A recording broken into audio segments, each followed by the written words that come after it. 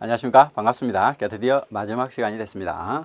보시면요. 외교관 및 영사의 서열입니다. 앞에 계속 이어서 공관장은 직책에 따라서 정해지기 당연하죠. 이제 대사 공사가 있는데 이게 신임장 제정 순서예요. 이게 외교관의 경우에는 신임장이라고 하거든요. 그리고 영사관은 인가장이라고 하는데 신임장 제정 순서가 되겠습니다. 대사 대리 상호간의 서열은 계급에 상관없이 계급으로 하면 안 돼요. 지명 통고가 외교부에 접수된 순서 이렇게 되겠죠. 대사들은 계급에 따라 이렇게 하면은 오답이 됩니다. 3등 서기관이 참사관보다 서열이 앞설 수 있다. 왜냐하면 접수된 순서니까요. 공관장 이외의 외교관 서열은 외교관 계급에 따르고요. 동일 계급과는 차김 순서, 이렇게 취임 순서죠. 취임 순서 이렇게 되게 됩니다. 그럼 먼저부터 취임 순서가 아니라 이거 외교관은 계급 순이죠. 같은 계급의 외교관이다. 무관보다 앞서요. 이렇게 외교관이 무관보다 더 앞섭니다. 무관은 타 주재관보다 앞서고요. 그러니까 이렇게 외교관, 무관, 이제 타 주재관 이렇게 가겠죠. 공관장인 영사가 있어요. 외교관과 영사는 좀 다르죠. 그의 계급에 관계없이 이렇게 외국 영사 관원에 우선하도록 되어 있고요. 직업 영사는 같은 계급의 명예 영사에 우선합니다. 직업 영사가 먼저 우선한다는 거고요. 이제 공관장은 명예 총 영사는 공관장의 직업 총 영사보다 하위에 있습니다. 그러니까. 자, 그 다음에 이제 직업 영사로서 다 같이 공관장인 경우가 있는데 이제 그 계급에 따라 서열이 정해집니다. 이 계급으로 정해지고 같은 계급이다. 그러면 인가장이에요. 영사는 인가장이라고 하고 그다음에 외교관은 신임장이라고 하는데 이제 발급 일자에 따라. 그러니까 뭐 계급에 따라, 발급 일자에 따라 계급이 같으면, 그다음에 발급 일자가 같다.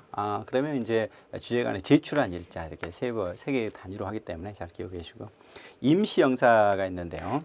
정식 영사 인가장 발급과 같은 요력을 갖습니다. 그래서 공관장 대리인 영사는 공관장인 영사 다음에 오겠죠. 같이 가니까요. 외교관으로서 영사직을 겸하는 사람의 서열은 외교관 간의 서열에 따르게 되고요. 영사직 근무만을 하는 사람과 외교관의 서열은 일정하지는 않겠죠. 그러니까 여기에서는 일단 외교관으로서 영사직을 같이 하고 있어요. 그러면 외교관 서열로 그냥 간다 이렇게 하는 것이죠. 그다음 넘어가시겠습니다. 이제 서열 관행이 있어요. 이게 관행도 좀 알아두실 필요가 있는데 여기 이렇게 대통령 다음에 이제 국회의장입니다. 그다음에 대법원장, 그다음에 헌법재판소, 그다음에 이제 국무총리가 와요. 이제 국무총리가 2인자가 아니라 여기서는 이제 국회, 법원, 헌재, 그다음에 이제 국무총리 이렇게 가요. 그다음에 중앙선거관리위원회 위원장이 가고요. 이제 국회 부의장, 이제 감사원장, 국가정보장, 감사원과 국가정보는 대통령 직속이거든요. 그다음 국무위원선으로 간다 이렇게 되고요. 서열을 조정했는데 외교 원수를 대행한다. 그러니까 이제 뭐 대통령이나 뭐 수상을 대행하는 경우에 정부 강령 대사가 우선하겠죠. 당연히 대행이니까. 외빈 방문 시 같은 나라 주재의 자국 대사가 귀국하였을 경우에 이제 주재 외국 다음으로 가요. 그러니까 일단 외국 대사가 먼저니까요.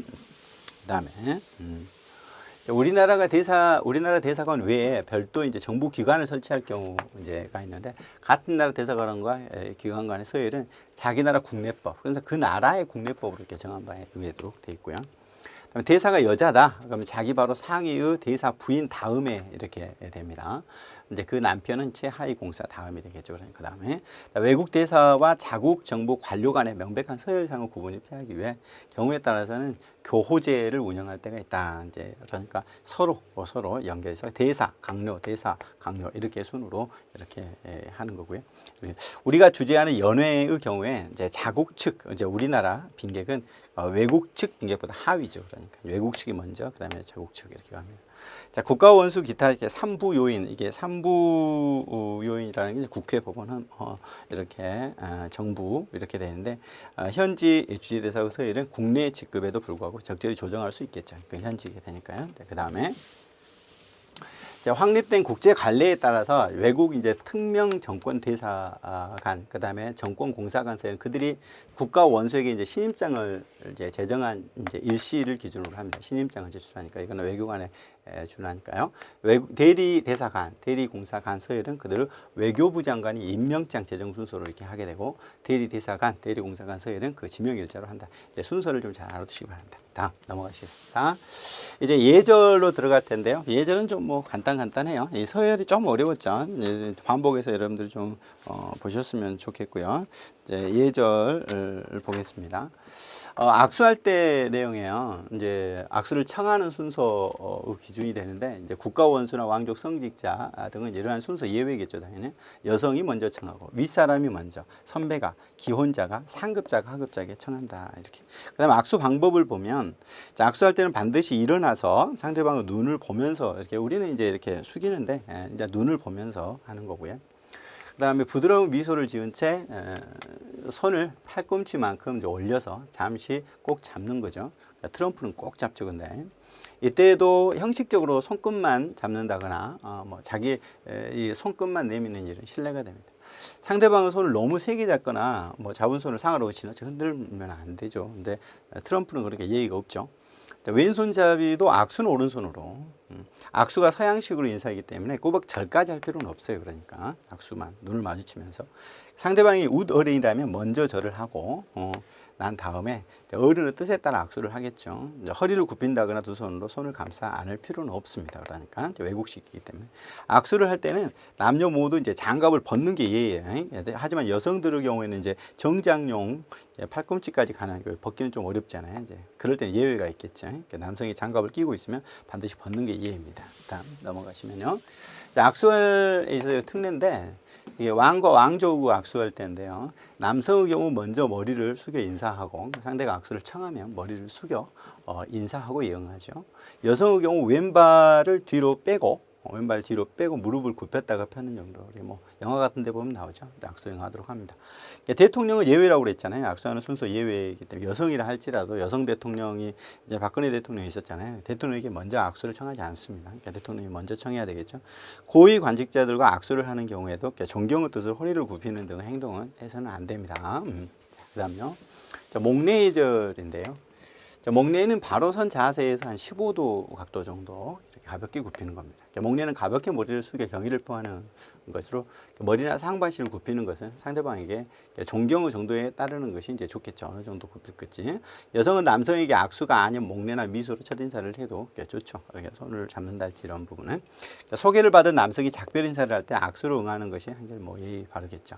자, 손에 이제 입 맞추는 관행이 있는 게 우리나라하고는 좀 다르죠. 서양의 사교 모임 등에서 기혼 여성에 대한 존경의 뜻으로 여성의 손에 이렇게 가볍게 하는 인사법입니다. 최근에는 많이 사라졌다고 합니다. 포옹인데요. 우리하고는 좀 문화에 잘 안 맞죠. 반가움, 친밀한 표현으로 사는 건데 이제 자연스럽게 이제 하는 인사법입니다. 그래서 구미 제국, 라틴계, 슬라브계 나라에서는 악수보다 훨씬 더 자주 통용하고 있죠. 자, 넘어가시겠습니다. 일단 이제 명함 예절입니다. 이제 명함을 어떻게 이제 하느냐. 명함을 받을 때는 일어서서 두 손으로 이렇게 받습니다. 그래서 명함을 받자마자 보지도 않고 바로 넣으면 안 되겠죠. 명함을 내밀 때 딴지를 펴도 안 되고 받은 명함을 가지고 이렇게 낙서하거나 그러면 안 되고 상대방의 명함을 손에 쥔 채 만지작거리거나 툭툭 산만한 행동해서는 안 돼요.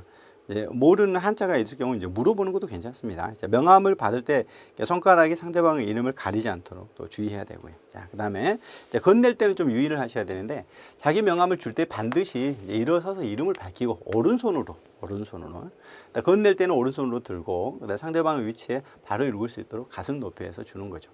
자, 교환할 때는 어떠냐? 상대가 다수일 때 이제 높은 사람부터 이제 교환해야죠. 명함을 동시에 교환할 경우에 자신의 명함을 오른손으로 내밀면서 상대의 명함을 왼손으로 받아서 오른손으로 받들어서 인사합니다. 참 명함 예절도 알아두면 좋겠죠. 상대를 향해 오른손으로 명함을 내밀고 목례보다 좀 더 깊게 인사하면서 반드시 회사 이름, 자신의 이름을 이제 밝히고 이렇게 예의를 표합니다. 넘어가십시오. 간단합니다. 이 예절은 소개 예절입니다. 남성이 여성에게 먼저 소개를 하죠. 상대가 성직자 고관일 경우는 여성을 먼저 소개합니다. 손 아래 사람을 그렇죠? 아래 사람을 먼저 소개하고 반드시 덜 중요한 사람, 그래서 이제 중요한 사람은 나중에 소개하겠죠. 그러니까 자, 만찬이나 오찬입니다. 주빈에게는 모든 손님을 소개해야 되겠죠. 이제 주인은 손님과 인사를 주고받으러 주빈과 높은 사람을 소개하고요. 그다음에 지위가 높은 사람이 다른 곳에 있을 경우 주인은 손님을 동반해서 그곳까지 이제 데리고 가서 소개합니다. 자, 그러겠죠. 그 다음에 이제 외국인이 참석했다. 그럼 주인은 대화가 가능한 사람을 소개해야 돼요. 우리 손님이 많을 때 전부 소개할 필요는 없어요. 외국인은 가능하면 다 소개를 해야 되겠고요. 정식 만찬 시에 남자 손님을 필히 파트너에게 소개하고요. 주인이 소개할 상황이 아니라면 남성이 스스로 여성이 가서 자기 소개를 해도 상관은 없습니다. 자, 그 다음에 이제 리셉션 시에 이제 주빈에게는 모든 손님을 소개해야 되고요. 그다음에 리시빙 라인에서 접객이 끝난 후에 도착한 나중에 도착한 손님이 있어요. 주인이 주빈이 있는 곳으로 안내하여 소개해야 되겠죠. 늦게 왔으니까. 처음 온 손님은 안주인이 먼저 도착한 손님에게 소개시켜주고 칵테일 파티에서 처음 온 손님을 소개하는 것은 대략 뭐 10명에서 20명 정도 적당했죠. 너무 이렇게 소개 많이 하면 힘드니까요. 손님이 무리를 이루고 있다. 처음 온 손님을 그곳에 데려가 소개를 해야 되죠. 다 올 수는 없으니까요. 자, 그다음요. 탑승 예절입니다. 그러니까 승용차에 탈 때는 어떻게 하느냐. 여성과 동승할 경우에 승차 시 여성이 먼저 타야죠. 하차 시에 남성이 먼저 내리고 열어줍니다. 윗사람과 함께 탈 때도 이제 마찬가지겠죠. 윗사람이 먼저 탑니다. 자, 운전기사가 있을 경우엔 자동차 좌석 서열은 뒷좌석 오른편이 가장 상석이에요. 이제 그 다음 왼편, 그 다음에 이제 가운데, 그다음 앞자리 순이에요. 예, 헷갈리시면 안 돼요. 앞자리가 최상석이 아니에요. 대개 운전석 옆자리에 앉는 것은 피합니다. 그다음에 이제 자가운전 차다 이제 운전해서 간다면서 운전석 옆자리가 상석이에요. 그러면 이제 자가운전에 가니까 대통령께서 운전하신다 그러면 옆에 이렇게 타겠죠. 일단 뭐 대통령까지는 아닌데 운전석 옆자리에 앉는 것이 이게 통례이다. 이제 조수석 뒷자리, 그다음에 운전석 뒷자리 가운데 손으로 가겠죠. 일단 원래는 이제 오른쪽 뒤편이 가장 상석이지만 자가운전의 경우는 두 번째겠죠. 그래서 운전자 뒤, 그다음에 가운데. 지프 경우는 운전자 옆자리가 이제 상석이겠죠. 그다음에 기차 탈 때입니다. 두 사람이 나란히 앉은 좌석의 창가 쪽이 상석이에요. 통로 쪽이 말석이고, 그다음에 네 사람이 마주 앉는 자리가 있어요. 지금 기차 이제 진행 방향이 상석이겠죠. 창가 쪽 가장 상석이고, 그 맞은편 창가 쪽이겠죠. 그다음에 상석의 옆자리, 그 옆자리 이렇게 갑니다. 침대차의 경우는 아래쪽 침대가 상석입니다. 위쪽은 올라가야 되니까 높죠. 자, 그다음에 대중교통입니다. 대중교통을 이용할 때 노약자 여성의 자리를 양보해야 되겠죠. 그러니까 동행한 여성이 있다. 먼저 여성이 편안히 탈 수 있도록 도와주는 게 예의고요. 승차 후에도 여성이 자리 잡고 나눠 앉아야죠. 다른 승객이 동수 여성의 자리를 내어줬다면 그녀를 대신해서 목례 정도로 이렇게 감사의 표시를 하는 거. 그다음에 음식을 가지고 타서는 안 되죠. 특히 이제 그 위험이 있는 엎질을 수가 있잖아요. 음료수나 이런 거는 절대 실례입니다. 그다음에 비행기죠. 비행기 타고 내릴 때 상급자가 마지막에 타요. 비행기는 상급자가 마지막에 탑니다. 먼저 내리죠. 위험하잖아요. 그러니까 마지막에 타고 먼저 내린다. 마지막에 타고 먼저 내린다. 꼭 기억하셔야 됩니다. 자주 나옵니다. 비행기에서는 이제 객석 양측 창가 쪽, 이게 상석이겠죠. 통로 쪽이, 그다음에 차석, 상석과 차석 사이에 이제가 왈석입니다. 그 다음에 선박입니다. 선박도 이제 시체의 중심부가 상석이에요. 이거는 선박은 선체의 중심부. 일반 선박은 보통 상급자가 나중에 타고, 이거 똑같죠. 이게 비행기처럼 나중에 타고 하선할 때는 먼저 내리고, 비행기처럼요. 기억하셔야 됩니다. 함정의 경우는 상급자가 먼저 탑니다. 그러니까 함정의 경우에는 먼저 타요. 그러니까 일반 선박의 경우에는 나중에 타지만 함정의 경우에는 상급자가 먼저 탑니다. 여기 먼저 내리고요. 그 다음에 이제 엘리베이터 예절입니다. 안내하는 사람이 있을 때 상급자가 먼저 타야 되겠죠. 안내하는 사람이 없다. 그럼 하급자가 먼저 타서 엘리베이터를 조작하고 내릴 때 상급자가 내리고 이렇게 조작해 줘야 돼. 열고 있어야 되겠죠. 엘리베이터 안에 여성이 타고 있을 때는 남성은 모자를 벗고요. 시선은 층 표지판이나 그 외부 창문, 시선까지도 예절이 있습니다. 에스컬레이터입니다. 올라갈 때는 상급자가 먼저 올라가야 돼요. 내려올 때는 이제 하급자가 먼저 내려오고요. 올라갈 때는 여성이 먼저 올라가고요. 내려올 때는 남성이 먼저 내려옵니다. 자, 그다음에요. 이제 전화 예절입니다. 전화 받을 때 전화벨이 이제 울리면 신속하게 받고 사실을 말해야 되겠죠. 전화를 걸어온 상대방 확인하고 인사합니다. 요건 확인하고 다른 사람과 상의할 일이 있으면 양해를 구해야 되겠죠. 대화가 들리지 않도록 송하기를 막고 이렇게. 부재중인 사람이 찾아왔을 때 상대의 용건을 메모하고요. 상대방의 전화번호, 이제 시간 적어놨다 나중에 알려줘야 되겠죠. 전달해야 됩니다. 중요점을 복창하고 이제 확인하고요. 왜냐하면 놓치면 안 되니까. 전화는 상대방이 먼저 끊으면 잠시 후 조용히 내려놓습니다. 그래서 먼저 건 사람이 먼저 끊는 거죠. 그다음요, 걸 때입니다. 상대와 연결이 되면 자신의 소속 이름 밝혀야 되고요. 원하는 상대가 받으면 다시 한번 자기 이름을 이제 밝혀서요. 이제 전화를 잘못 건 경우에 반드시 사과해야 되겠죠. 용건이 끝나면 인사말하고 전화를 먼저 건 쪽에서 소화기를 넣는다고 그랬습니다. 상대방이 우더리거나 여성일 경우에 상대방이 먼저 소화기를 넣죠. 윗사람이 먼저 끊도록. 통화 중 전화가 끊어진 경우에는 전화를 건 쪽에서 다시 거는 것이 예의입니다. 다음요. 상사 후 부재중입니다. 부재중의 이유를 말해줘야 되겠죠. 언제 귀가한다. 대리인도 무방한가. 대신 그럼 전달해도 되는가 물어봐도 되고요. 상사가 돌아오는 대로 이쪽에 전화를 걸어도 되는가 이렇게 알아보고 메모를 해야 되겠죠. 전화번호 문의해 두죠. 전할 말이 있는가 알아보고 나중에 전달을 빠짐없이 해야 되겠습니다. 경호 임무 수행 중 대상자와 대화 시 이제 근무 예절입니다. 경호 대상자의 질문에 답할 때는 일반적이고 개괄적인 답변을 해야 되겠죠. 특정한 분야에 두둔하고 뭐 쟁점이 될 만한 화제에 대해서 자기가 너무 주관적인 거 이렇게 하면 안 됩니다. 그다음에 자신이 수행하고 있는 경호 업무 필요한 사항에 대해서 설명하고 대화할 수 있는 능력 있어야 되겠고 이야기할 때 관심 반응 보여주고요. 경청의 기술이 있어야 되죠. 이야기 이유지를 잘 파악하고 자신의 의사를 물을 때 간략히 대답할 수 있고 경호 대상자 관심 분야랄지 직업에 대해서 사전에 좀 파악을 해서 대화할 때 이런 부분에 신뢰가 되지 않도록 해야 됩니다. 자, 그 다음요. 이제 손님 맞이 예절이죠. 접객 손님 맞이 예절. 현관에서 이제 손님이 들어오신다. 그러면 곧바로 일어나서 인사하고요. 어디서 무슨 용어인지 확인합니다. 손님이 명함을 건넨 경우에 명함 여절에 맞춰서 해야 되겠죠. 오른손으로 받아서 이렇게 이름 가리지 않도록. 방문자 인사 인계 요령이죠. 만나고자 하는 사람이 자리에 있고 약속이 있는 경우에 인사를 한 후에 이제 안내를 하고요. 그쪽으로 만나고자 하는 사람이 자리에 이제 있고 약속이 되어 있지 않다. 만나고자 하는 사람에게 연락 후에 이제 가능할 경우에만 면담소를 안내합니다. 그다음에 만나고자 하는 부재 중이다. 지금 없다. 그러면 이제 이용권 해가지고 메모해야 되겠죠. 만나고자 하는 사람이 면담 중이다. 지금 바쁘다. 손님 이용권을 간단히 메모하고 만나고자 하는 사람에게 전하고 이제 기다려야 되겠죠. 만나고자 하는 사람이 적당한 이유로 이제 거절해달라고 한다. 상대방이 기분 상하지 않게 또 이렇게 당사자의 의사를 물어본 후에 거기에 따라서 해야 되겠죠. 그다음 복도 예절이야. 손님 복도 중앙에 걸을 수 있도록 손님은 이제 중앙에서 이렇게 자연스럽게 걸을 수 있도록 안내자는 손님의 보조에 맞춰 손님 오른쪽 약간 앞에서 이렇게 안내를 합니다. 이제 코너나 계단에서는 방향을 가리키면서 자기 혼자만 가지 않도록 이렇게 참 같이 걷는 것도 보폭 맞추는 것도 쉽지 않죠. 그다음에 이제 출입문 통과 시입니다. 자, 인기척을 내고 놓고 일단 하고요. 문을 열고 닫을 때는 손만 사용하고요. 발로 밀거나 하면 안 되죠. 두 손에 물건을 들고 있을 때는 내려놓은 다음에 해야 되고 문턱을 밟고 서면 안 됩니다. 가능한 한 방하는 사람에게 자신의 뒷모습을 보이지 않도록. 자, 문을 열고 닫을 때 소리가 나지 않도록 이렇게. 그리고 문은 필요 이상으로 활짝 열지 말고 열어놓은 제2를 보지 않도록 이렇게 닫아야 되겠죠. 자, 다음 응접실에서는 또 어떤 예절을 취하고 있느냐. 손님 응접실로 안내할 때 이곳입니다 라고 말하고 이제 반드시 노크하고 문을 열어야 되겠죠. 예자. 문이 밖으로 여는 거다. 그래서 문을 자기 쪽으로 이렇게 당겨서 손님을 먼저 실내로 들어가게. 자, 오른쪽 안으로 여는 문은 오른손으로 밀고 들어가서 이렇게 안으로 밀어서 잡아줘야 되겠죠. 자, 왼손 안으로 여는 문은 왼손으로 밀고 들어가서 그러니까 왼쪽으로 할 때 왼손으로 밀고 오른손으로 밀고 이렇게 잡아줍니다. 응접실 내에서 입구에서 가장 멀고 그러니까 응접실에서 멀리 창문에서 가까운 거 이런 게 상석이죠. 이제 그림이 보이는 거 이렇게 전망 좋은 거 이런 게 상석입니다. 그다음요 이제 식사 예절입니다.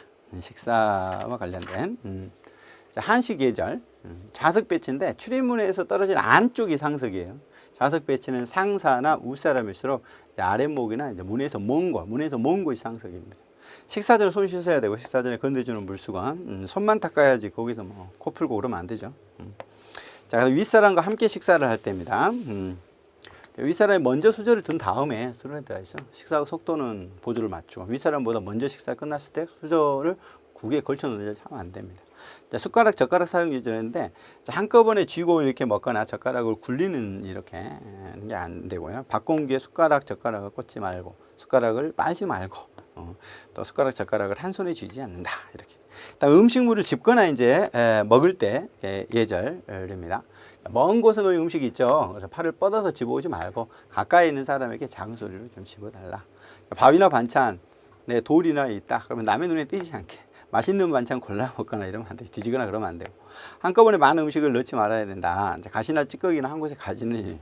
그리고 음식을 먹을 때 소리를 내거나 이렇게 쩝쩝대면 안 되죠. 수저가 그릇에 부딪히지 않도록. 참 이렇게 경호원 되기 어렵죠. 자, 국물을 마실 때에는 초르륵 소리를 내거나 뜨거운 음식을 먹지 않고 그러니까 밥은 한쪽에 먹어 들어가면 이제 국은 그릇에 우리 문화에서는 상당히 많이 알려져 있는 거죠. 대부분. 식탁에서 곧게 단정하게 그러니까 팔짱 끼고 이렇게 양다리 걸치고 팔꿈치 식탁에 올리고 이러면 이제 예의가 없다고 하죠. 복달아난다고 하잖아요. 음식을 먹을 때 몸을 앞으로 굽히거나 한 손을 떠받치지 말고 몸을 단정하게 그리고 음식은 이제 2회까지 같이 다 먹고 그다음에 식사 중에 이제 자기 자리를 뜨는 일이 없도록 해야 돼요. 유쾌한 대화를 나누면서 식사를 하는 마음가짐이 또 중요합니다. 그다음에 양식 식사예요. 이제 좌석 배열인데 이제 주빈이 입구에서 먼 쪽에 앉도록 주빈이 입구에서 먼 쪽에 상석이라고 그랬잖아요. 연회장에 좋은 전망 좋은 거 전망에 바로 보이는 좌석에 주빈이 앉는 것입니다. 여성이 직책을 가지고 참석하는 경우를 제외하고는 여성이 테이블 끝에 앉지 않도록. 그다음에 식탁에서 이제 반드시 예약하고 정장을 하고 좌석을 안내를 받아 앉도록 하고요. 이제 웨이터가 제일 먼저 빼주는 의자, 여기 이제 상석이겠고 여성이 먼저 자리에 앉도록 합니다. 웨이터가 없을 경우 남성이 여성 의자를 빼주는 그렇게 되죠. 그다음에 핸드백 소지품은 이제 의자와 등 사이에 이제 놓고요. 이게 식탁과 가슴은 주먹 한 개 간격으로 참 어렵죠. 자, 머리를 긁거나 팔꿈치를 괴거나 팔짱을 끼거나 다리를 꼬거나 다리를 떨거나 이러지면 안 되고. 식기가 들어올 때 웨이트를 불러주고 그다음에 잔이나 컵에 스푼을 꽂지 말고 식사 중에 손가락 억지를 트름 뭐 이런 거 안 되겠죠. 이거는 그냥 손에 든 나이프 포크를 뭐 세워 잡거나 나이프를 입에 대거나 뭐 이렇게 이제 애기처럼 하지 말라는 거고요. 나이프나 포크로 물건을 가리키지 말고 그리고 식사 시간 다른 사람과 보조를 맞추도록 식사가 끝나면 냅킨을 접어서 이렇게 식탁에 놓습니다. 식기는 손님이 옮겨오지 않습니다. 이제 식사가 끝났다고 식기를 포개 놓거나 이런 거 우리나라는 좀 그렇게만 하는데 그렇지 마라라고 하는 거고요. 자, 그다음에 그다음에 이제 다른 사람의 실수는 못 본 척 해야 되겠. 식사 도중 자리를 뜰 경우에 옆 사람 양해를 구해야 되겠다 하는 것까지 봤죠. 자, 다음 넘어가실까요?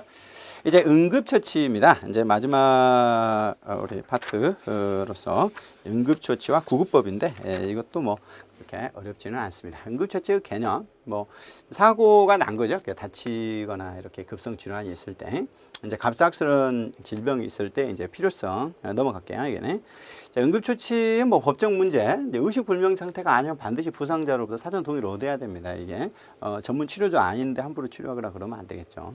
허락이나 동의 없이 신체에 접촉하는 것은 법적 소송에 휘말릴 수 있죠. 뭐 미투 사건이랄지 이런 문제가 생길 수도 있고요. 환자가 사전 동의 없이 응급처치하는 행위는 위법이 될 수 있다는 점. 자, 그 다음에 응급처치 순서와 실시 범위입니다. 일단 현장 조사 먼저고요. 환자 상태 먼저 보고 도움 요청을 하면 그다음에 이제 2차 조사 순으로 이제 응급처치가 들어가야 되겠죠. 그래서 첫 번째 현장 조사인데 일단 무슨 일이 있었는지, 부상을 당한 사람이 얼마인지, 환자 주위에 긴박한 건지, 그다음 문제점, 도울 사람이 있는지를 봅니다. 그다음에 이제 또 이제 1차 기본 조사를 하게 되는데 자, 가장 중요한 게 이제 기도죠. 기도. 숨을 못 쉬면 안 돼. 기도가 열렸는지. 그다음 호흡입니다. 숨을 쉬고 있는지 이게 이제 그 음식 찌꺼기 때문에 기도가 막힐 수가 있기 때문에 그래요. 심장이 뛰고 있는지 이런 것들을 봅니다. 1차적으로. 그다음에 이제 응급 의료 서비스 기관 이제 119 도움을 요청 전화를 빨리 해야 됩니다. 일단 먼저 2명 이상이 전화하도록 빨리 오도록요. 이게 전화 거는 사람 이름이나 환자 상태, 부상 정도에게 정확히 알립니다. 그 다음에 상태 2차 조사를 합니다. 이제 알리고 나서 의식 있는 환자다.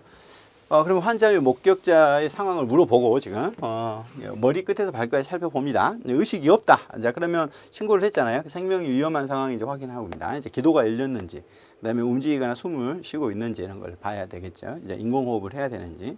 자, 그럼 이제 응급처치 실시 범위인데 응급처치는 전문가의 치료를 받기 전에 이렇게 임시적으로 좀 보호를 하는 거잖아요. 적절한 전문 의료기관이 도착하기 전까지 여기만 이제 하는 겁니다. 응급처치. 다음 넘어가시죠. 이 응급처치 활동 시 이제 일반적 유의사항이 있습니다. 환자의 상태를 조사해야 되겠죠. 조사 방법은 의식이 있냐. 의식이 있을 때는 물어봐야 되겠죠. 의식이 없는 환자는 외모를 보고 증상으로 봐야 되겠습니다. 그래서 보면 호흡하는지, 맥박이 뛰는지, 그 다음에 이제 피가 흘렸는지, 그 다음에 뼈가 지금 이렇게 골절됐는지, 손발이 지금 움직이는지, 얼굴색, 피부색, 체온이 어떤지, 이렇게 지금 높은지, 이런 부분을 확인합니다. 그 다음에 환자의 자세입니다. 의식이 있으면 환자는 가장 편하게, 의식이 없으면 기도를 개방해야 돼요. 일단 수평하게 해야 됩니다. 홍한 환자는 상체를 높여야 됩니다. 이렇게 상체를 높이고 지금 이제 왜냐하면 지금 이제 이렇게 눈이 충혈됐다라는 말은 피가 위로 쏠렸기 때문에 일단 상체를 높여서 해야 되고 배관 환자는 하체를 높이게 됩니다. 자, 그 다음에 토하는 환자는 고개를 옆으로 해야 되겠죠. 기도가 막히기 때문에. 자, 보온입니다. 바닥에 찬기를 막아주기 위해서 잘 덮어줘야 되겠고요. 자, 그 다음에 이제 음료인데 따뜻한 음료를 조금씩 자주 주는 거 체온유지에 도움이 됩니다. 근데 주면 안 되는 게 있습니다. 의식이 없다, 수술을 줘야 한다. 그 다음에 이제 머리를 다친 경우 있잖아요. 이럴 때 음식 음료 주면 안 됩니다. 예, 출혈 환자랄지 이렇게 이제 이 몸 안에서 또는 이제 피가 많이 흘렸다 이런 경우 있잖아요. 이런 경우는 주면 안 됩니다. 그다음에 이제 의사 구급차 가족 연락인데 환자 위치, 그다음에 뭐 응급처치 상황 의사에게 육하원칙들 연락을 하고요. 수하자보다 전화를 먼저 끊어서는 안 됩니다. 가족이 연락시 불안감을 주지 않도록 긴급 전화를 우선 조치하고 환자의 인계, 증거물 소지품 이렇게 항상 보존을 해줘야 됩니다. 그다음에 경호원이 지켜야 할 사항인데 응급처치는 전문적인 치료를 받기 전까지만 하는 거예요. 즉각적으로 임시적인 것만 하지 너무 이제 과도하게 해서는 안 됩니다.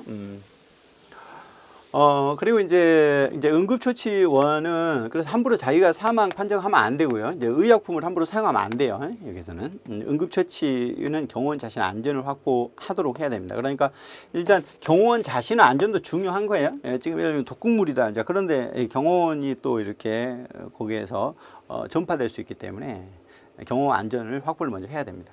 부상자의 상태를 확인하고요. 편안하게 병원에 이송하기 전 부상자 2차 쇼크 방지, 심폐소생술이나 이런 뒤에 나오는데요. 외상 처치도 시행할 수 있어야 되겠고, 자동 제세 동기를 사용할 줄 알아야 됩니다. 이게 이제 심장이 멈췄을 때 장비를 사용하는 구급요원은 지원을 받을 수 있어야 되고요. 응급 구조사의 업무를 도울 수 있어야 된다. 경호는 전문 의료인이 아니기 때문에 이제 교육받는 행위 외에 함부로 의료 행위를 해서는 안 됩니다. 그다음요, 응급처치 구명의 4대 요소입니다. 일단 기도 유지가 이제 무엇보다도 중요하죠. 이제 음식 조각이 기도에 막히면 안 되기 때문에 이물질이 기도에 있는지 이런 것들을 유지를 하는 건데요. 그럼 기도를 확보하는 것은 어떻게 되냐? 이제 부상자가 의식이 있으면 이제 이 기침을 유도하고요. 지속적으로 이제 기침을 해서 이렇게 목에 걸리는 경우 있잖아요. 우리 아이들 같은 경우에 장난감 목에 걸린달지 이런 경우를 말합니다. 말을 할 수 없을 때 119 신고해서 이제 하임리드법이라고 해서 보면은 환자의 등 뒤에서 이렇게 양팔로 허리를 감싸고 구조자는 오른손으로 이제 왼 주먹을 이렇게 이제 감싸가지고 명치를 이렇게 대죠. 그래서 빠르게 위로 이렇게 올립니다. 그래서 이물질이 밖으로 나오거나 환자 의식을 잃을 때까지 이제 계속 아무튼 이제 이게 숨을 못 쉬고 있기 때문에 이제 의식이 없는 환자는 심폐소생술을 실시해야 되는 거고요. 자, 그다음에 자, 부상자가 이제 의식이 없고 척추가 손상된다. 그러면 이제 반듯하게 눕히고 머리 부분을 당기며 기도를 해야 됩니다. 이게 심폐소생술이 어려우니까 척추가 다쳐서. 자, 부상자가 호흡하지 않아 기도가 개방하고 인공호흡을 실시하였다면 경동맥을 짚어 몇 박이 있는지를 확인하고요. 이제 심폐소생술을 실시하는 가운데 출혈이 심하다. 이제 피가 많이 흘려요. 그러면 다른 보호대로 이제 지혈을 실시해야 됩니다. 그 다음에 이제 심폐소생술 실시 중이거나 과도한 열기 노출이 되어서 지금 이제 뭐 화상을 입었다 이런 경우죠. 노출되어 발생한 상해가 아닐 경우에는 이제 쇼크를 방지하기 위한 부상자를 따뜻하게 보호해줘야 돼요. 근데 이제 이 과도한 열기로 할 때는 그때는 따뜻하게 하면 안 되죠. 그 다음에 4분에서 6분 경과하면 뇌세포가 영구적인 손상이 발생을 해요. 그래서 이 생명의 위험에 빠질 수 있기 때문에 빠른 시간 안에 해야 됩니다. 그래서 한 6분 안에, 4분 안에. 그 다음에 이제 기도 유지 다음에 이제 지혈이죠. 지혈. 이렇게 피가 많이 흘려서 위험할 수 있으니까 출혈이 있을 때는 이제 지혈 먼저 해야 됩니다. 그 다음에 치료, 감염 방지 가죠. 그러니까 성인은 몸속에 이제 4,000에서 5,000cc 피가 있다고 하고요. 1,000cc의 피가 흐르면 그러니까 한 4분의 1이죠. 생명이 유독해집니다. 1,500cc가 그러면은 거의 이제 거의 사망하게 되죠. 사망할 가능성이 높아요. 심하지 않을 경우에 이제. 그럼 상처 깨끗한 물로 씻어낸 다음 소독된 거즈 직접 압박 이렇게 합니다. 그럼 이거 뭐냐면 출혈이 심하지 않을 때 이러는 거예요. 심할 때 함부로 이렇게 하면 안 돼요. 씻어내면 안 됩니다. 이럴 때는 감염에 유의해야 되겠죠. 그러니까 자, 출혈이 심할 때 소독된 거즈 헝겊으로 세게 직접 압박을 해야지 물로 씻거나 그러면 안 됩니다. 자, 출혈 부위 심장보다 높게 해줘야 돼요. 네, 그래야지 피가 덜 하겠죠. 덜겠죠. 압박점을 강하게 압박하고요.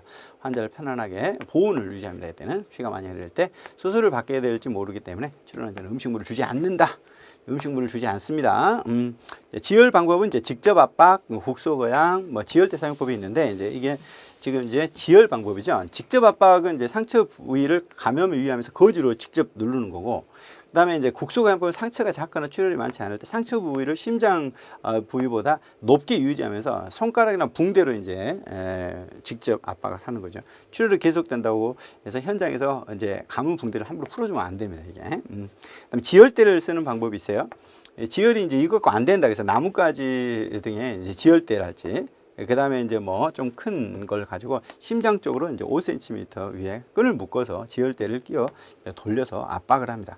장시간 이송 시에는 30분에서 60분 간격으로 느슨하게 풀어줘야 되겠죠. 그러니까 너무 이제 혈액순환이 안 되니까요. 자, 그 다음에요. 이제 손가락이 잘렸다. 이제 그러면 이제 어떻게 해야 되냐. 잘려 나간 경우는 상처의 치료도 중요하지만 잘린 손가락도 일단 잊어서는 안 됩니다. 이게 이제 봉합을 해야 되기 때문에 상당한 출혈이 있죠. 그러니까 손가락 잘린 경우에 우선 지혈에 힘써야 되겠고요. 상처는 거즈, 청결한 천으로 이렇게 압박을 해줘야 됩니다. 절단된 부위는 이렇게 또 2차 세균 감염이 될 수 있기 때문에 무균 드레싱 후에 이제 비닐 주머니로 이렇게 물과 얼음이 담긴 용기에 운반을 합니다. 자, 그 다음은요. 이제 쇼크 방지와 치료입니다. 혈액이 세포에 이제 전달되지 않아서 이렇게 쇼크가 나는 경우가 있어요. 그러면은 심한 출혈, 화상, 뭐 폐혈증, 뭐 광해 반응 이런 것 때문에 이제 쇼크가 일어나는데 출혈성 쇼크는 이제 피를 많이 흘려서요. 외상, 소화관으로 출혈 등 순환 혈액량이 저하돼 생기는 쇼크입니다. 그다음에 저체액성 쇼크가 있어요. 혈액 등 체액이 대량 손실이 발생해서 일어나는 거. 폐혈성이라는 거는 여기 박테리아 같은 것 때문에 일어나는 거고요. 심장성 쇼크라는 건 심장에 이제 충격이 가해져 가지고 그다음에 신경성 쇼크, 이제 경추나 이제 척추 손상 때문에 일어나는 거예요. 그다음에 이제 과민성 쇼크가 있어요. 이거는 이제 알레르기 반응 있죠. 뭐 이렇게 복숭아 알레르기 막 이런 거 있잖아요. 복숭아, 고등어 이런 음식물 때문에 일어나는 거, 약품 때문에, 벌 때문에 그런 거, 벌침 때문에, 먼지 알레르기, 꽃가루 이런 것들 때문에 이게 쇼크가 올 수도 있습니다. 마취 중에 과민성 쇼크가 일어나면 심한 경우 사망도 하죠. 호흡성, 정신적 쇼크가 있습니다. 급성 스트레스 장애인데 산소량이 부족해지고 이게 정신적 충격, 쇼크 이런 것들 때문에 일어나는 겁니다. 자, 그다음 넘어가실까요? 이제 쇼크 증상입니다. 얼굴이 창백해지고 식은땀 나고 구토, 맥박이 빨라집니다. 이렇게 심하면 의식이 없어지고 호흡은 불규칙하죠. 그다음에 쇼크 응급 조치인데 그러면 쇼크에 대한 이제 조치는 이제 기도 유지, 그다음에 척추 고정, 지혈, 적정 상태 유지. 이거 뭐 응급 조치는 거의 비슷하죠. 기도를 유지하고 필요에 따라 지원 요청하고요. 심폐소생술 필요하면 하고요. 출혈 부위를 직접 압박으로 해서 피가 흘리지 않도록. 자, 환자의 자세, 충격이 일어나면 심장, 뇌에 흐르는 피의 양이 적어지잖아요. 머리와 몸을 수평으로 해줘야 됩니다. 자, 심장으로 이제 혈액 흐름을 증가시키기 위해서 심장으로 가야 되니까 다리를 가슴보다 높게 올려줘야 머리, 목 등에 이제 부상이 있거나 엉덩이, 다리에 골절이 예상될 경우를 제외하고는 일단 이제 다리를 올려줘야 됩니다. 자, 그 다음에 자, 가슴에 부상이 당했다. 호흡이 힘들 수 있잖아요. 가슴이 다치면은. 이럴 때는 이제 머리와 어깨를 높여줘야 되고요. 의식이 없는 환자는 뭐 그렇게 하면 안 되겠죠. 기도 개방하고 편안하게. 그 다음에 쇼크 상태에 있다. 그러면 이제 체온을 유지해줘야 됩니다. 저체온증으로 갈 수 있으니까. 이제 의식이 없다. 이제 그럴 때 음료 주면 안 되죠. 일단 이제 심하게 이제 환자가 원한다. 깨끗한 물수건으로 이렇게 적셔서 입 언저리만 이렇게 해줘야 되죠. 그다음. 이제 상처 보호입니다. 상처 보호. 이게 이제 또 세균 감염으로 될 수가 있기 때문에 상처는 뭐 피부가 찢어져서 일어나는 거잖아요. 상처 부위에 소독 거즈, 깨끗한 천을 대고 직접 압박을 하고요. 세균이 들어가지 않도록. 뼈를 다친 게 아니라면 상처를 신장보다 높게 해줘야 돼요. 낮게 하면 이제 피가 많이 나잖아요. 거즈와 깨끗한 천을 고정시켜서 압박하고요. 출혈이 계속되면 상처 부위에서 흐르는 출혈을 줄기 위해서 혈관 압박점을 눌러서 이렇게 출혈을 방지합니다. 다음요. 이제 구급법입니다. 자, 구급법으로 이렇게 들어갑니다. 심폐소생술인데요. 심폐소생술 많이 뭐 학교 학창시절에도 하고 막 하죠. 의식장애, 호흡, 순환 기능이 정지돼 가지고 지금 있을 때 사망 위험이 큰 경우에 하잖아요. 인공호흡이 있고요. 심장 압박하는 이런 방법이 있습니다. 심폐소생술 목적은 뭐 갑작스런 심장마비랄지 이게 폐 심장 활동이 멈출 때 이거를 이제 이걸 살려내는 것이 목적이죠. 자, 이 기본 소생술이 있어요. 일단 심정지 환자 발생 시 현장에 의료기구 사용하지 않고 이제 확인하죠. 이제 신고를 먼저 해야 되겠고요. 기도를 열고 인공호흡, 가슴 압박, 가슴을 이렇게 눌러주는 거 있죠. 심폐소생술을 초기 단계를 말합니다. 그러니까 전문 심폐소생술인데 의료진에 의해서 시행되어지는 전문 것인 거죠. 기도 유지하고 그 다음에 이제 제세동기를 쓰는 거죠. 약물 이렇게 붙여서 이렇게 전기 충격으로요. 심정지 원인에 대한 처치 등을 전문적으로 하는 겁니다. 그러면 이제 심폐소생술의 시기는 언제냐? 이렇게 심폐소생술은 심정지 후 즉시 시행하는 것이 효과가 뛰어납니다. 10분 이내. 그 다음에 이제, 어때요? 이제 응급구조원이 도착했다. 사망했다. 그 다음에 이제 다른 의료진과 교대했다.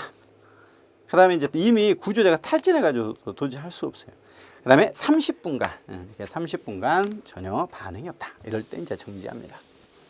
심폐소생술 방법입니다. 이제 심폐소생술은 이제 일단 심정지를 먼저 확인을 해야 되겠죠. 그러니까 환자 어깨를 가볍게 들어 괜찮으세요 물어보고요. 이제 주변 사람이 큰 소리로 전화 부탁합니다. 주변에 아무도 없으면 직접 빨리 신고 먼저 해야 되겠죠. 일단 위치랄지 환자 상태 이런 거 자세히 신고합니다. 그리고 이제 압박을 하죠. 손꿈치 중앙 양쪽 이렇게 흉부 정중앙에 넣고 손가락이 갈비뼈에 닿지 않도록 합니다. 다른 손으로 이제 나머지 손을 덮어서 누르죠. 이제 압박 방법인데요.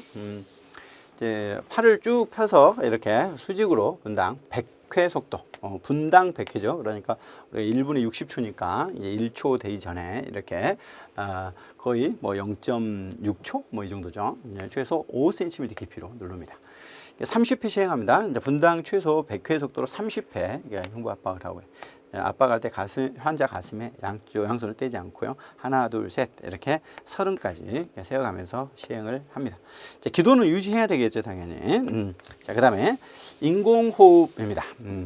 이제 환자의 코를 막고 입으로 하는 거, 구강리 구강법이죠. 또 환자의 가슴이 올라와야 이렇게 폐로 공기가 들어가기 때문에 구조자가 인공호흡을 모르거나 능숙하지 않은 경우 인공호흡을 제외하고 지속적으로 이제 가슴 압박을 해야 되겠습니다. 그다음에 가슴 압박과 인공호흡 반복인데 30배 이제 가슴 압박하고 2회 인공호흡 이런 식으로 이렇게 하죠. 도착할 때까지 합니다. 구조자가 2인 이상이다. 그러면은 이제 30대 2로 1인은 흉부 압박을 하고 다른 사람은 인공호흡을 하고 이렇게 교대로 합니다. 흉부 압박 시 이제 중단 시간이 10초 미만이 되도록 해야 이렇게 위험으로부터 이제 막을 수가 있습니다. 자, 그 다음에 요 중요한데 원인 불명 인사불성 환자의 응급 주치 부분입니다. 이 부분은 잘 기억을 하셔야 돼요. 얼굴이 이제 붉다. 그러면 이제 맥박이 강하다는 거잖아요. 구토할 경우에 얼굴이 옆으로 돌려줘야 돼요. 기도가 막힐 수 있으니까. 환자를 바로 눕히고 머리 어깨를 약간 높여서 안정시키고요. 목에 옷깃을 느슨하게 해야 돼요. 지금 압박되고 있으니까 머리에 찬 물수건을 열을 식혀줘야 됩니다. 지금 얼굴이 열이 난 거니까 환자를 옮길 필요가 있으면 눕힌 상태로 음료수를 주면 안 됩니다. 지금 얼굴이 붉을 때. 그다음에 창백한 경우는 어떠냐? 얼굴이 창백하고 이제 맥박이 약하다는 건데 환자의 다리를 높여줘야 돼요. 이제 창백한 것은 지금 피가 안 올라오고 있잖아요. 보온을 위해서 아까 이제 얼굴이 이제 이렇게 붉을 때는 이렇게 찬물로 찬 물수건을 한다고 그랬는데 그러면 보온을 위해서 전신을 다 덮어주고 음료는 주면 안 됩니다. 지금 환자를 옮길 필요가 있으면 충격에 대처하고 얼굴이 푸르다 이제 이럴 때는 이제 인공호흡을 해야 할 경우가 이제 대부분이에요. 이제 병원으로 후송해야 됩니다. 그죠? 자, 넘어가 보시면 그다음에 원인을 알 수 있는 환자에 대한 응급 조치가 있어요. 이렇게 이제 뇌출혈인 경우 등이 있는데. 여기 이제 뇌졸중이라고 하잖아요. 지금 이제 쓰러진 거야. 뇌에 혈액 공급이 있는 혈관이 막히거나 터져가지고 일어나는 거잖아요. 지금 얼굴이 붉어집니다. 그 다음에 이제 맥박이 강하고요. 그러다가 느려지고 또 환자는 의식불명입니다. 손상된 뇌의 반대쪽 팔다리, 그 다음에 이제 마비 증상이 옵니다. 한쪽이 오른쪽 뇌가 이게 이제 터지면 왼쪽이 마비가 되죠. 자, 한쪽 눈동자 확대되고 입이 한쪽으로 쏠리게 되죠. 자, 그러면 이럴 때 이제 어깨와 머리를 높여주고 일단 이제 환자가 절대 안정시키고 목 느슨하게 하고 찬물수건으로 이제 머리 대줍니다. 환자의 호흡과 맥박 상태를 확인해서 특별한 이상이 없으면 환자를 옆으로 눕히면서 머리를 약간 뒤로 젖힙니다. 특히 구토에 의해서 이제 기도가 이제 폐쇄될 수가 있거든요. 이렇게 즉시 이물질을 제거해주고 호흡과 맥박이 없을 경우 심폐소생술을 합니다. 자, 그 다음에요. 여러분들이 이제 볼 수 있는 내용들이에요. 자, 절도입니다. 의식을 잃는 거죠. 이제 뇌 혈액순환이 이제 불충분한 경우죠. 뭐 얼굴이 창백해집니다. 절도 경우에 이마에 땀이 나고 환자는 현기증이 나고요. 호흡이 얇고 맥이 약합니다. 이럴 때는 자 그러면 이제 이게 절도 경우에 머리와 몸을 이제 수평으로 해줘야 돼요. 이제 다리를 높여주고 일단 이제 절도한 거니까 어깨에서 느슨해지고. 의식이 회복되면 차나 물을 많이 이제 마시게 하는데 이게 회복되기 전에 마시게 하면 안 되고요. 이제 환자가 따뜻하도록 그다음에 구토와 함께 절도를 했을 때는 입안에 오물 제거해야 되겠죠. 자, 심장마비죠. 이게 심근경색입니다. 심장이 갑자기 중단되는 심장마비입니다. 그럼 이제 심장마비가 오면 이제 뇌 손상 또 사망까지 가잖아요. 그러면 증상을 보면 환자가 면박이 약하죠. 이렇게 심장마비로 왔으니까 안색이 창박합니다. 심장 부분이 아픈 것을 깨달을 수 있고 또 깨닫지 못할 때도 있어요. 환자는 이제 그 흉골 뒤쪽에 심장 부위가 이제 몹시 아프죠. 얼굴이 빨개지고 환자는 누워서도 호흡이 이제 불가능합니다. 자, 응급처치입니다. 자, 환자를 절대로 이제 안정하게 하고 의사가 도움 받아야 되고요. 그렇죠? 이제 이렇게 그리고 벽면에 기대어 앉게 하고 환자가 원하는 대로 숨쉬기 편하게. 환자가 따뜻하게 충분히 덮어줍니다. 그리고 이때는 이제 지금 뭐 이제 의식이 있기 때문에 따뜻하게 안정을 시켜줘야 되고요. 환자 심장마비 대비할 약을 소지하고 있는 경우 약을 주고요. 두려움 느끼지 않도록 안심시켜야 됩니다. 자, 그다음 창상입니다. 이게 이제 다친 거죠. 찔리거나 베거나. 칼이나 총에 의해서 지금 손상된 경우인데 이제 찰과상이라는 게 마찰에 의해 가지고 상처가 심하지 않는 경우인데 이때는 이제 감염에 유의해야 되고 절창이라는 건 잘린 거죠. 이제 칼이나 날카로운 유리 쪽에 베인 겁니다. 감염이 되지 잘 않습니다. 이렇게는 이제 출혈은 칼이나 날카로운 자 그다음에 열창이라는 거 무열창. 둔한 물건 있잖아요. 타박하거나 이렇게 맞아가지고 모진면에 떨어졌을 때 생기는 상처로 출혈이 작은 관계로 씻어내지 못해 감염 위험이 큽니다. 한쪽에. 그다음에 자상, 이게 찔린 거예요. 못이나 바늘 여기 찔린 것을 자상이라고 합니다. 감염 위험이 많죠. 특히 이제 못에 찔려가지고 감염되는 경우 많잖아요. 이제 결출인데 귀 등이 떨어져서 생기는 출혈입니다. 피부가 이제 절개돼서 하는 거 결출이라고 합니다. 그다음에 절단. 팔, 다리, 손가락 이렇게 특히 이제 뭐 교통사고 등의 이런 경우가 있죠. 좌상, 앉은 상태로 이제 물체를 눌림으로 인해서 부상입니다. 이 교통사고 때 이제 앉은 상태에서 눌려버린 거예요. 뇌출혈 위험성이 크죠. 자, 다음 넘어가시죠. 자, 그러면 이제 응급처치는 어떻게 해야 되는가? 출혈이 심하지 않을 경우에 상처를 깨끗한 물로 씻어내야 돼요. 이제 출혈이 심하지 않을 때는. 그리고 병균이 상처에 들어가는 것을 막아야 되고 감염에 주의해야 되겠죠. 이물질을 물로 씻어냅니다. 근데 이제 심할 때 이렇게 하면 안 돼요. 일단 심할 때는 소독된 거즈 헝겊으로 세게 눌러서 이렇게 해야 되고요. 심장 부위보다 높게 합니다. 출혈 부위를. 출혈이 심하면 항상 심장 부위보다 높게 압박점을 강하게 압박하고 환자를 편안하게 수술을 받게 될지 모르기 때문에 이제 음식을 주지 않고요. 지혈 방법은 직접 압박. 그다음에 뭐 지혈 때 사용하는 방법이 있네요. 넘어가시죠. 자, 그다음 중독입니다. 중독. 이제 여러 가지 약품에 의해서 특히 이제 농약이나 이런 게 중독이 되는 경우가 있잖아요. 뭐 약품, 뭐 이제 이렇게 농약 먹고 이렇게 시골에서 이런 경우가 있는데 이제 그런 경우가 이제 문제가 되는데 부식제를 마셨으면 입과 혀를 타고 헐게 돼서 최면제를 마셨으면 졸음이 오고 의식이 없어져요. 그러니까 이런 것들이 이렇게 수면제를 먹었다 할지 이런 경우 좀 다르죠. 환자가 의식이 없을 때는 기도 개방하고 필요하면 인공호흡, 환자가 의식이 있으면 이제 독극물을 빨리 희석시켜야 됩니다. 근데 이 독극물 때문에 이제 그 경호원이 다치면 안 되니까 경호원에 일단 안전에 유의합니다. 유독가스는 이제 호흡이 곤란하죠. 가스니까 현기증, 두통, 입술 색깔이 변합니다. 그러니까 이거 꼭 확인을 해야 되겠죠. 일단 신선한 공기를 마시게 해줘야 됩니다. 특히 이제 뭐 이산화탄소 예전에는 뭐 그런 경우가 많았죠. 연탄가스 때문에. 의식이 없을 경우에는 고압 산소 장치 이렇게 병원으로 빨리 가서 산소를 공급을 해줘야 되죠. 그다음요 독사 교상입니다. 보통 뭐 어디 이렇게 성묘하러 갔다가 독사에 물린다든지 뭐 이런 경우가 있잖아요. 독사가 타액에 물린 경우입니다. 자, 그러면 이게 신경독이 있어요. 입과 목, 호흡을 마비시키는 거. 혈액독은 이제 응혈 현상을 일어나요. 이게 혈액을 이렇게 굳게 만들어 버려서 이렇게 뇌출혈로 이제 일어나죠, 안쪽에. 그러면 응급처치를 보시면 독사에 이제 독사에 물렸다. 그러면 이제 안전하게 눕히고요. 움직이지 않게. 움직이면 혈액순환이 좋아져서 독이 빨리 퍼져버립니다. 상처 부위 위쪽을 묶어야 되겠죠. 여기를 묶었으면 여기를 묶어서 이렇게 더 올라가 심장으로 가지 않도록 해야 됩니다. 상처 부위를 물론 잘 씻어내고 소독해야 되고요. 이제 감고 나면 상처 부위에 직접 이불 대고 독을 빨아내죠. 그다음 광견병이 있습니다. 이 병에 걸린 개나 고양이 등이 이제 물린 경우인데 출혈이 심하지 않으면 비누나 흐른 물로 씻어내고요. 출혈이 있을 경우에 소독된 거즈 이런 걸로 지혈을 하고 의사 진료를 해야 되죠. 응급처치니까. 그다음에 파상품에도 이제 이런 부분이 비슷합니다. 자, 그다음 넘어가 보시면요. 자, 벌에 쏘인 경우도 있죠. 이게 이제 벌에 쏘이면 보통 쏘인 자리가 아프고 붓습니다. 자, 만약 벌독에 알레르기가 있는 사람이면 호흡곤란 이런 것도 있을 수 있고요.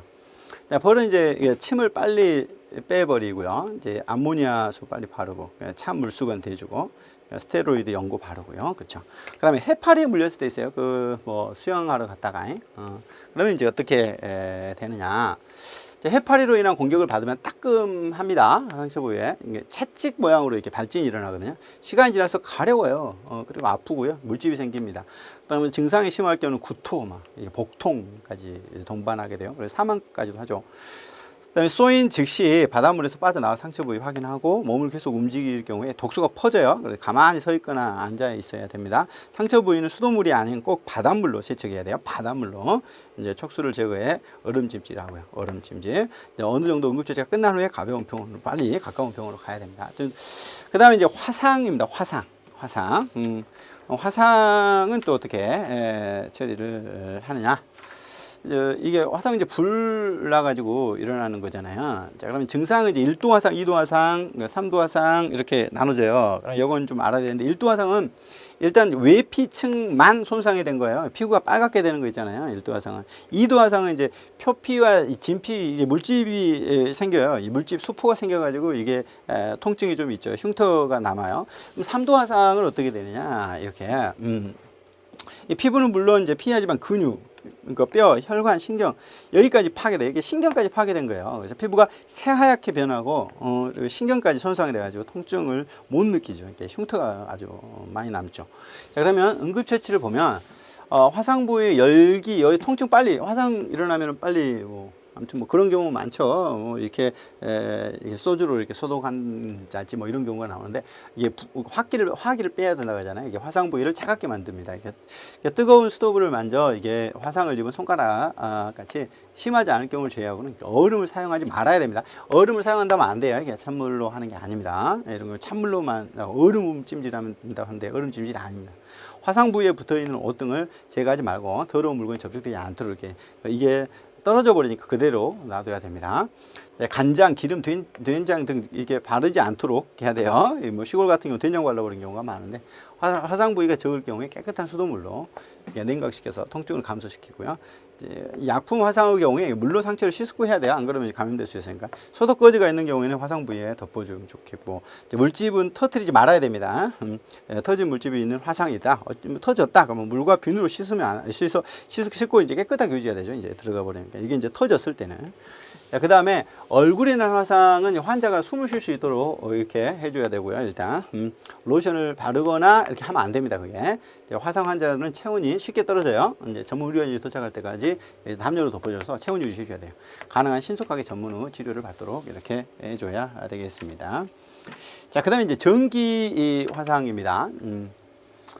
이거는 이제 질식된 듯한 모습을 보이면 이제 화상을 동반하죠. 전기의 경우에. 그러면 이제 절연성이 있는 고무장갑, 왜냐면 같이 통하면 안 되니까 전원 차단시키고 전원 있는 걸 대피시켜야 됩니다. 일단. 그리고 의식, 맥박, 호흡 확인해야 되죠. 환자 의식이 없다면 즉시 심폐소생술, 신경 손상 가능성이 있어요. 전기로 하는 경우에는 물론 차갑게 하면 안 됩니다. 이럴 때 차갑게 하지 말아야 된다. 이렇게. 자, 그다음에 동상입니다. 동상에 걸리게 되면 이게 이제 오랫동안 놔두게 되면 이제 문제가 생겨요. 그래서 1도, 2도, 3도 동상이 있는데 1도는 이제 찌른다 통증. 그다음에 2도는 이제 검붉은 빛깔이 돼요. 이제 지각이 둔하고 물집이 생겨요. 2도는 물집. 3도는 이제 지각이 없어지고 조직이 죽어요. 이제 피부가 이제 부스러 떨어지죠. 이렇게. 자, 그러면 이제 응급처치를 보면 동상 부위를 매우 조심스럽게 문지르면 안 돼요. 손상이 너무 커지기 때문에 문지르지 말아야 되고, 부상 부위를 37에서 40도 정도의 물에 담급니다. 따뜻하게 해줘야 돼요. 따뜻하게. 얼음찜질이 아니에요. 얼음찜질이 아닙니다. 그러니까 동상 부위가 다시 붉은색으로 변하고 따뜻해질 때까지 물속에 넣고요. 동상 부위는 건조한 무균 붕대로. 그러니까 손가락이나 발가락 동상은 손가락 사이사이에 멀군 데 솜이나 거즈를 넣고 이렇게. 그다음에 물집은 절대 터뜨리지 않고요. 이제 가능한 한 신속하게 지금 의사에게 보내야죠. 이렇게. 자, 그다음요 골절입니다. 골절. 골절. 골절은 이제 뼈가 부러지거나 금이 간 경우잖아요. 단순골절, 뭐 복합골절 이런 경우인데 보면 심한 통증, 그다음에 이제 움직일 수 없죠. 그다음에 응급처치를 보면 골절된 뼈를 움직이지 않게 해야 돼요. 이게 환자가 이제 가장 편한 자세를 취하도록 이렇게 해야 됩니다. 그리고 이제 부목이 필요하죠.